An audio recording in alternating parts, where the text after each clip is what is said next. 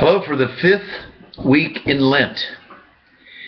And I would like to talk about the gospel and 2 weeks ago, the gospel reading. Today in the gospel we see a woman caught in adultery. And 2 weeks ago, a Samaritan woman that Jesus meets at the well. And she asks for a drink. What I'd like to talk about is, how did Jesus treat these two women? How does the church treat such women? Or how does the church teach women? I think they're good questions that we all are trying to answer. On March the 3rd, it was the Samaritan woman, and she's living with her sixth husband. Today, the adulterous woman, and they were thinking about stoning her to death according to the Mosaic law. What did Jesus say? And how did he treat these two? What kind of an impression did they have from Jesus? I think simply he loved them. He forgave them. And he never gave up on his ideals of what he said marriage is. He hasn't given up. He said, one man, one woman, and for life. And these women didn't do this, but he loved them. He forgave them, and he didn't give up on them. The other question is not just how did Jesus treat women, but how does the church treat such women in these set of circumstances? You know, until the 1970s, the Samaritan woman, if she were a Catholic, she would have been excommunicated.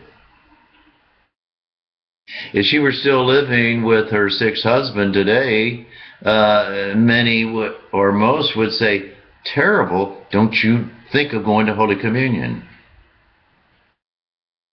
The adulterous woman certainly would not have been stoned and killed, but she certainly would have been considered, and the attitude that she is the worst of sinners. Is there a difference between how Jesus treated these two, or how Jesus treated women, than how we in the church do the same thing today? I think that's a darn good question, and it's a question for all of us to answer. It's a question for you to answer, and for me to answer. But what I always like to remember, whether it's the church or whether it's Jesus, Jesus always kept his ideal in front of us. You know, the ideal like, go sell all you have, give it to the poor, and come follow me. No, Peter, not 7 times, but 77 times. And no, there's only one marriage, a man and a woman leaving father and mother to become flesh. Let no person put it or pull it asunder. Jesus kept the ideal. And finally, speaking about the church, we have a new Pope, Francis. What will he be like? Will he be like St. Francis, with the poor and the environment and the radical love, like St. Francis, the name he chose? Will he be like Jesus and the approach of Jesus to these two women in our Gospels? What will he really be like? Another good question. Another good question for us to answer, for you to answer. But I want to let you know that I am happy.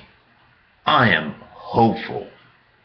I am excited about this new Pope Francis. let us continue to pray that he will reflect Francis and reflect Jesus. Postscript to this is, in the middle of presenting and writing up this homily, I got a call from my nephew, Jude, to announce that he and his wife had a new child. And they were and are going to name him Mitchell Lawrence. Lawrence. Well, I finally made it. You know, all these nephews and nieces and not being married and so forth, I kept on saying, well, somebody call somebody Larry or Lawrence. And what a wonderful, he says, well, you can mention that in your homily. And I said, you know what I'm talking about during my homily? The adulterous woman. He just laughed. And so did I. Have a good day.